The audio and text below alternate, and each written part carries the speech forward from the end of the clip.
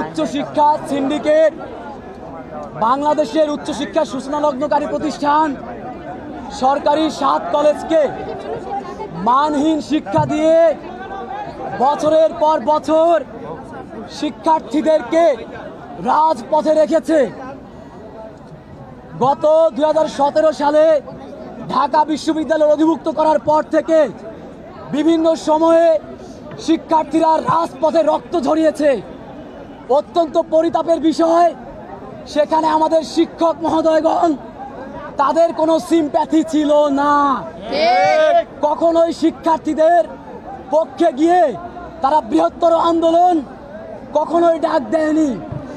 কিন্তু যখনই শিক্ষার্থীরা উচ্চশিক্ষার প্রশ্নে রাজপথে গিয়ে সরকারকে যৌক্তিকতা বুঝিয়ে একটি চূড়ান্ত সমাধানের পথে হাঁটছে, ঠিক সেই মুহূর্তে আমাদের পরম শ্রদ্ধায় শিক্ষক মহোদয়গণ বিভিন্ন ধরনের অনৈতিক উস্কানি দিয়ে শিক্ষার্থীদের মধ্যে বিভিন্ন ধরনের বিভেদ সৃষ্টি করার চেষ্টা করছে।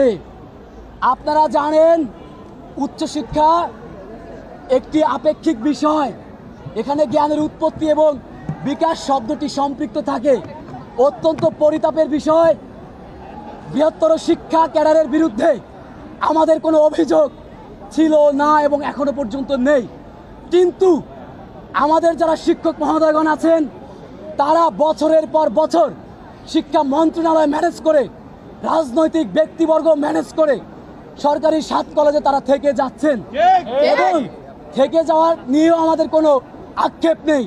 অত্যন্ত কষ্ট লাগে যখন উচ্চশিক্ষার ক্লাসরুমে ঠিকমতো শিক্ষক মহোদয়গণ শিক্ষার্থীদের চাহিদা অনুযায়ী লেকচার প্রোভাইড করে না। যখন শিক্ষক মহোদয়গণ শিক্ষার্থীদের মন মতো করে কোনো প্রকার শিক্ষা অ্যানালাইসিস না করে ক্লাসরুমে আসে, তখন শিক্ষার্থীরা যদি তার বিরুদ্ধে কথা বলে তখন তাদেরকে বিভিন্ন ধরনের নেতিবাচক মন্তব্য করা হয়। কাজেই আমরা শিক্ষক শব্দের বিরুদ্ধে এখনো পর্যন্ত আপনারা দেখেছেন কখনোই দাঁড়াইনি।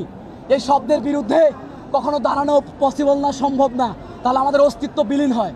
কিন্তু রাষ্ট্র শিক্ষার্থীদের কল্যাণের কথা চিন্তা করে যে ধরনের শিক্ষক নিয়োগ ক্রাইটেরিয়া চালু করবে আমরা সেটাকে স্বাগত জানাবো, কারণ আমরা গুণগত মানের বিকাশ চাই। শুধুমাত্র ঢাকা শহরের প্রাণকেন্দ্রের থেকে সার্টিফিকেট মার্কা একটি শিক্ষা জীবন নিয়ে আমাদের বিষণ্ণতা কাটছে না। অসংখ্য শিক্ষার্থীকে আত্মহত্যার পথ পিছনে ঠেলে দিয়েছে এই শিক্ষা সিন্ডিকেট, যারা গুণগত মানের বিপক্ষে, আমরাও তাদের বিপক্ষে, কিন্তু শিক্ষক শব্দের বিপক্ষে আমাদের অবস্থান না। প্রিয় সাংবাদিক বৃন্দ, আপনারা জানেন যে বিগত সময়গুলোতে শিক্ষা মন্ত্রণালয় প্রেস ব্রিফিং পর্যন্ত করেছে। তারা জানিয়েছে এগুলো যেহেতু উচ্চ মাধ্যমিক শিক্ষার জন্য অনেক বেশি সমৃদ্ধ, এই ক্যাম্পাসে উচ্চ মাধ্যমিকের সক্রিয়তা বজায় রেখে ডিসিপ্লিন আকারে বিভক্ত করে অনার্সের শিক্ষা কার্যক্রম পরিচালনা করবে। কাজেই এখানে কোনো শিক্ষার্থীর সাথে শিক্ষার্থীর সাংঘর্ষিক পরিস্থিতি হওয়ার কোনো প্রশ্নই ওঠে না। সেখানে মিথ্যা কথা বলে গতকাল আমরা দেখেছি একজন শিক্ষিকা যে ইউজিসি এখানে উচ্চ মাধ্যমিক রাখবে না এমন নিয়ম করছে, যেটা সম্পূর্ণ মিথ্যা এবং ভিত্তিহীন ছিল। উচ্চ মাধ্যমিকের শিক্ষার্থীদের সাথেও বিশ্ববিদ্যালয় মঞ্জুরি কমিশনের অ্যাপয়েন্টমেন্ট অধ্যক্ষ মহোদয় রেখেছে, যাতে করে কোনো প্রকার মিথ্যা বানোয়াট কথা না আসতে পারে। সামষ্টিক প্রেক্ষাপটে প্রিয় সাংবাদিক বৃন্দ, আমরা মূল দাবি রাখছি, যেহেতু অধ্যাদেশ হয়ে গেলেই সামষ্টিক সমস্যাগুলো মিটে যায়, সেক্ষেত্রে আগামী সোমবারের মধ্যে অবশ্যই শিক্ষা মন্ত্রণালয় কর্তৃক সুস্পষ্ট রোডম্যাপ অধ্যাদেশের সকলের সামনে পরিষ্কার করতে হবে। আগামী সোমবারের মধ্যে সুস্পষ্ট রোডম্যাপ পরিষ্কার না করলে এই শহরে 7 কলেজ শিক্ষার্থীরা বিগত সময়ের মতো করে ভয়ঙ্করভাবে রাস্তায় নামবে। কারণ আমাদের ভাইগণ, আমাদের আর পেছনে ফেরার সুযোগ নেই। শিক্ষার অধিকারের জন্য রক্ত দিতে দিতে আমাদের রক্তও এখন আর বের হতে চায় না।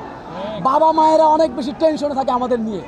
কাজেই চূড়ান্ত সমাধান অধ্যাদেশ এবং অধ্যাদেশের মাধ্যমেই সব কিছু পরিষ্কার করতে হবে।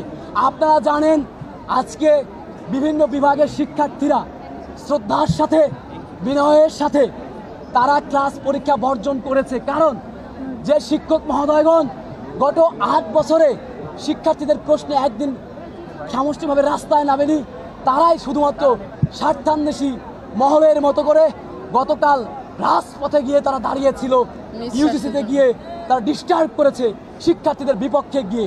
কাজেই এই শিক্ষার্থীরা যেহেতু কর্মচারী দিয়ে গতকালকে পরীক্ষা নিয়ে ওনারা রাষ্ট্রীয় বিধিনিষেধ লঙ্ঘন করেছে, কাজেই শিক্ষার্থীরা আজকে ইডেন কলেজ সহ ঢাকা কলেজ বিভিন্ন ক্যাম্পাসে তারা পরীক্ষা বয়কট করে, আপনারা দেখতে পাচ্ছেন এখনো পর্যন্ত চারদিকে স্লোগান হচ্ছে শিক্ষা সিন্ডিকেটের বিরুদ্ধে। এই স্লোগান বিস্ফোরিত হবে এবং একমাত্র আল্লাহ ছাড়া, রাষ্ট্রীয় বিধান ছাড়া শিক্ষার্থীদের নৈতিক দাবি থেকে কোনো প্রকারের অপরাজিত শক্তি আর পেছনে ফেরাতে পারবে না।